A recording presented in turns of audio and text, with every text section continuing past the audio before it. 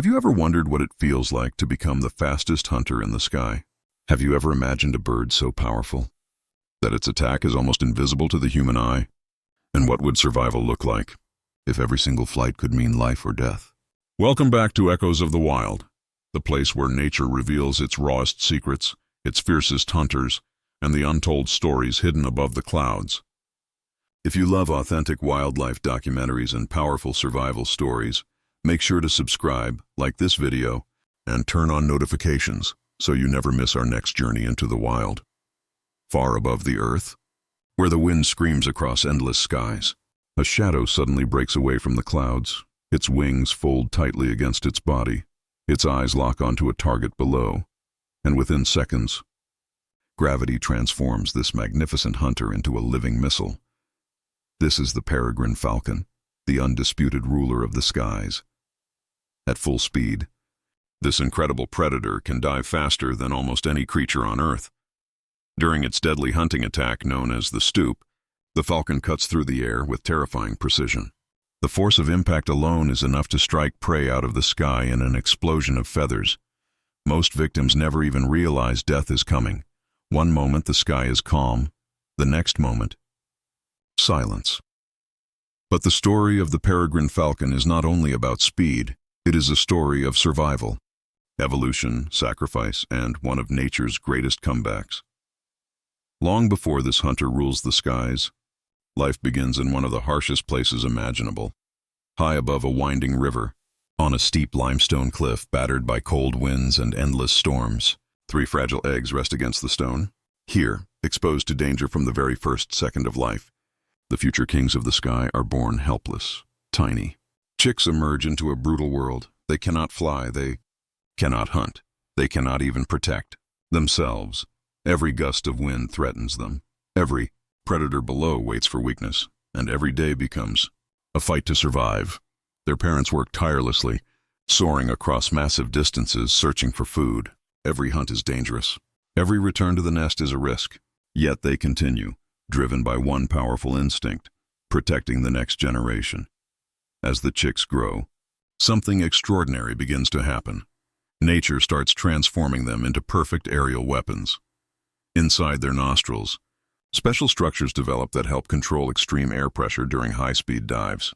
A transparent third eyelid forms across their eyes, acting like natural goggles during violent hunts through the sky. Everything about them is engineered for speed, for focus, for survival. Weeks pass. The fragile chicks, standing on the cliff edge, slowly become fearless. Hunters of the air, soon they leap into the unknown for the very first time. No safety, no second chances, only instinct. For a young falcon, the sky is both freedom and danger. One mistake during flight can lead to disaster.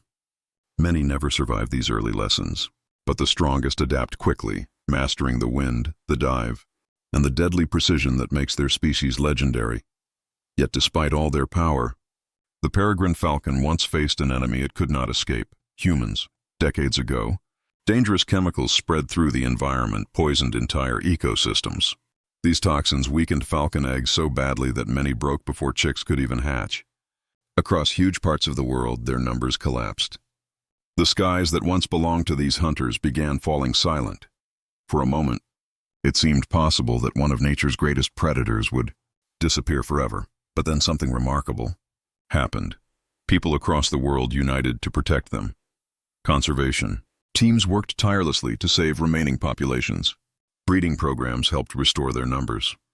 Laws changed. Habitats were protected. Slowly, against all odds, the Peregrine Falcon returned. And today, these incredible hunters once again dominate the skies. Their survival is more than a wildlife success story. It is proof that nature can recover when humanity chooses to protect. Instead of destroy, from fragile chicks on dangerous cliffs to unstoppable arrows of the sky, the Peregrine Falcon remains one of the greatest symbols of resilience ever seen in the natural world. Thank you for joining Echoes of the Wild on this incredible journey through the skies. If you enjoyed this documentary, make sure to subscribe, leave a like, and share this video to help spread awareness about the beauty and importance of wildlife conservation. Until next time, Keep your eyes on the wild, but let us go deeper. Let us peel back another layer of this story, because the peregrine falcon does not simply hunt. It does not simply survive. It lives in a state of perpetual intensity that most creatures will never understand. Imagine for a moment that you are not watching this video from the comfort of your home. Imagine instead that you are perched on the edge of that same limestone cliff, 300 meters above a valley carpeted in mist. The air is thin and cold. Below you, the world is a patchwork of shadows and light. Your heart beats at a rate that would be dangerous for any human. Your vision is 8 times sharper than the sharpest human eye. You can see the heat rising from the fur of a rabbit hiding in the grass from a distance that would make a hawk seem nearly blind. Every sound is amplified. Every movement in the peripheral becomes data. And then you see it. A pigeon. Plump, unaware. It is flying low, believing itself safe among the treetops. But you are already moving. Your feet push off the rock. For a single second, you hang in the air, suspended between stillness and chaos. Then your wings snap shut. Your body becomes a teardrop of bone and feather. The wind that was your friend, the wind that carried you so gently just moments ago, now becomes a roaring beast in your ears. It screams past your streamlined head. It tears at the edges of your closed wings. You are falling. No, you are not falling. You are aiming. Gravity is not your enemy. Gravity is your weapon. Every millisecond you accelerate. 60 kilometers per hour, 90, 120, 150, 200. The world blurs into streaks of green and brown. Your third eyelid slides across your eye like a clear visor, protecting you from the debris of the sky. Your nostrils flare, and the tiny bony tubercles inside them break the airflow so your lungs do not explode from the pressure. You are not a bird anymore. You are a bullet with a heartbeat, and then, at the very last possible instant, you extend one foot. Just slightly, just enough. Your talons, curved like black iron hooks, strike the pigeon not with a slash but with a closed fist. The impact is so fast, so perfectly calculated, that the force of your own speed kills the prey instantly. Feathers erupt in a small cloud. The pigeon never knew you existed. It was alive 1 second, and in the next, its soul had already left its body before the sound of your arrival even reached the ground. You curve out of the dive, wings spreading wide to catch the air like parachutes, and you snatch the falling body from the sky before it has fallen 10 meters. Then you climb, slow, steady, victorious. This is the stoop. This is the peregrine falcon at its absolute peak. But what happens when the hunt fails? What happens when the prey sees you? Because sometimes, despite all that speed, all that precision, the pigeon dodges. A flick of its tail at the wrong moment, a sudden gust of wind, or simply a falcon that misjudged the angle by a fraction of a degree. And then the pigeon is gone, diving into the thicket of a forest, or disappearing around the corner of a building if the hunt happens near a city. And you, the falcon, are left climbing back into the sky with empty talons and a burning hunger. This is the reality of life as an apex predator. Failure is not an abstract concept. Failure is starvation. Failure is watching your chicks cry out for food that you cannot provide. Failure is weakness, and in the wild, weakness does not simply fade away. Weakness is exploited. Weakness is death, so the falcon does not dwell on failure. It circles higher. It scans wider. It waits longer. And then, when the moment comes again, it dives again, and again, and again. Because the life of the fastest hunter in the sky is not a series of effortless victories.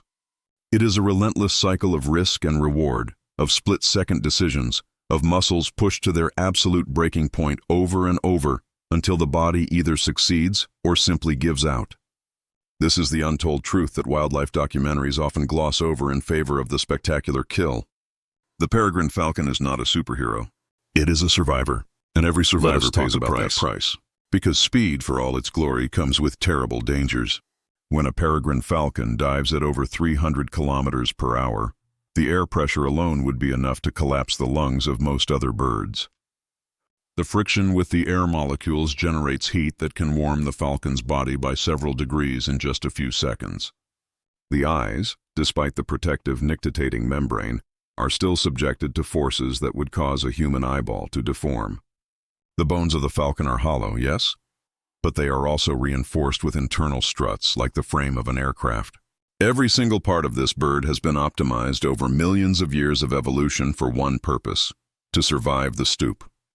And yet, even with all that optimization, falcons sometimes make mistakes. A young bird in its first season of hunting might pull up too late, slamming into the ground at fatal speed. An older bird, weary from years of effort, might misjudge the wind and crash into a tree. The cliffs where they nest are dangerous, not just for the chicks but for the adults who land on them at high speed after a hunt. A single broken wing is a death sentence. A single lost eye means starvation. The wild does not offer sympathy. The wild offers only consequences, and yet the peregrine falcon endures. It endures because its body is a masterpiece of evolutionary engineering. Consider the respiratory system. Unlike mammals who breathe in and out through the same pathways, birds have a flow-through lung system with air sacs that keep oxygenated air moving across the lung tissue in one direction. This means that even during the most extreme physical exertion, the falcon can extract oxygen from the air with an efficiency that no mammal can match. Consider the heart. A resting human heart beats around 70 times per minute. A resting falcon heart beats around 200 times per minute. During a stoop, that rate can surge past 600 beats per minute, pumping oxygenated blood through arteries that are proportionally larger and more elastic than any human vessel. Consider the feathers. The peregrine's plumage is not just for warmth or display. The feathers are layered so tightly that the bird's body surface is smoother than polished stone. Even the smallest ridge or tuft would create drag, and drag is the enemy of speed. The falcon has evolved to be as aerodynamically perfect as anything that has ever flown. But evolution is not a destination. It is a conversation between the organism and its environment, a conversation that never ends. And for the peregrine falcon, that conversation took a dark turn when humans entered the picture. The story of DDT is well known to conservationists, but it bears repeating because of its sheer tragedy. In the mid-20th century, dichlorodiphenyltrichloroethane was celebrated as a miracle chemical. It killed mosquitoes. It killed crop pests. It seemed to promise a world free from the diseases and famines that had plagued humanity for millennia. But DDT did not simply disappear after it was sprayed. It seeped into the soil. It washed into rivers. It was absorbed by insects, eaten by small fish, consumed by larger birds, and finally it accumulated in the bodies of top predators like the peregrine falcon. And the chemical did not kill the falcons directly. It did something far more insidious. It caused the falcons to lay eggs with shells so thin that the weight of the incubating parent would crack them. Generation after generation, the eggs broke before they could hatch. By the 1970s, the peregrine falcon had been completely wiped out from the eastern United States. Across the rest of North America and Europe, populations had collapsed by 80 to 90%. The skies were empty. The cliffs were silent. A creature that had survived ice ages, volcanic eruptions, and countless other catastrophes was being erased by a chemical that humans had barely understood. And then, something unprecedented happened. Ordinary people decided that this was not acceptable. They wrote letters to their governments. They signed petitions. They donated money to conservation organizations. Scientists like Tom Cade at Cornell University began captive breeding programs, raising falcons in specially designed facilities where the eggs could be protected and the chicks could grow without the threat of DDT. The process was painstaking. Each egg had to be carefully monitored. Each chick had to be hand-fed and trained. The goal was not just to keep the falcons alive in captivity, but to release them back into the wild, to teach them to hunt, to mate, to nest as their ancestors had done for millions of years. The first releases were tentative. Many of the captive-bred birds did not survive. They did not know how to avoid power lines. They did not recognize humans as threats. They flew into windows, ate poisoned rats, fell prey to larger owls. But some of them survived. And those survivors laid eggs. And those eggs hatched chicks that had never known captivity. And slowly, painfully, miraculously, the peregrine falcon began to return. Today, the peregrine falcon is considered a conservation success story. It has been removed from the endangered species list in most countries. Its population is stable and growing. You can see it nesting not just on remote cliffs but on skyscrapers in New York City, on bridges in London, on church spires in Sydney. The falcon has adapted to the human world in ways that no one predicted. It hunts pigeons and starlings, the same birds that humans often consider pests. It raises its young on ledges that were never meant to be nests, but which provide the same safety and elevation as the cliffs of its ancestors. The city that once poisoned the falcon has become its sanctuary. The skyscraper that killed so many birds with its glass windows has become a home, but the story is not over. New threats have emerged. Climate change is altering wind patterns and prey migrations. Pesticides, though more regulated than DDT, still seep into the food chain. Habitat loss continues to shrink the wild spaces where falcons once thrived. And there is a more subtle danger: the loss of genetic diversity. The captive breeding programs that saved the falcon from extinction also relied on a relatively small number of founding individuals. This means that many falcons alive today are cousins to one another, sharing similar genes and similar vulnerabilities. A new disease, a new chemical, a new environmental shock could be devastating in ways that the old, genetically diverse population might have weathered. The conservation work is not finished. It has simply entered a new phase. And yet, when you watch a peregrine falcon stoop, when you see that blur of feathers and fury slamming into its prey with the force of a small cannonball, it is impossible not to feel awe. This is not just a bird. This is 400 million years of flight evolution compressed into a single living creature. This is the same design that allowed dinosaurs to take to the air, that carried pterosaurs across prehistoric seas, that gave rise to everything from the hummingbird to the eagle. The falcon carries within its bones the memory of every ancestor that survived, every hunt that succeeded, every dive that ended with food in its talons.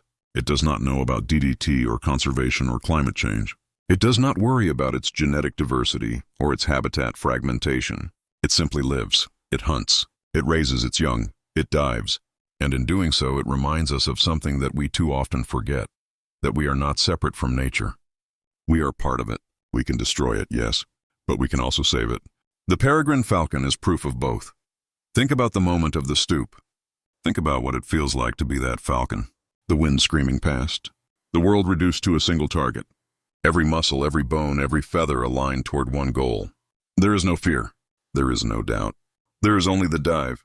Only the hunt. Only the pure crystalline focus of a creature that knows exactly what it is and exactly what it must do.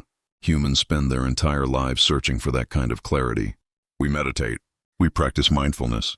We seek therapy in religion and philosophy. And the falcon simply dives. It does not question its purpose. It does not wonder if it is good enough. It does not compare itself to other falcons or worry about its legacy. It dives because diving is what it was made for.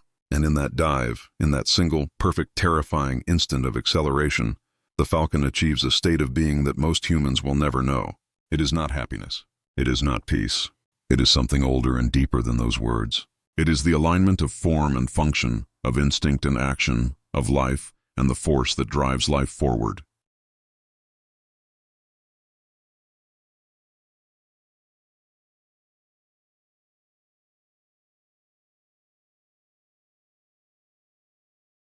When you watch a peregrine falcon stoop, you are watching millions of years of evolution doing what it does best. You are watching death arrive on silent wings, but you are also watching life at its most intense. The falcon does not kill out of cruelty. It kills because it is hungry.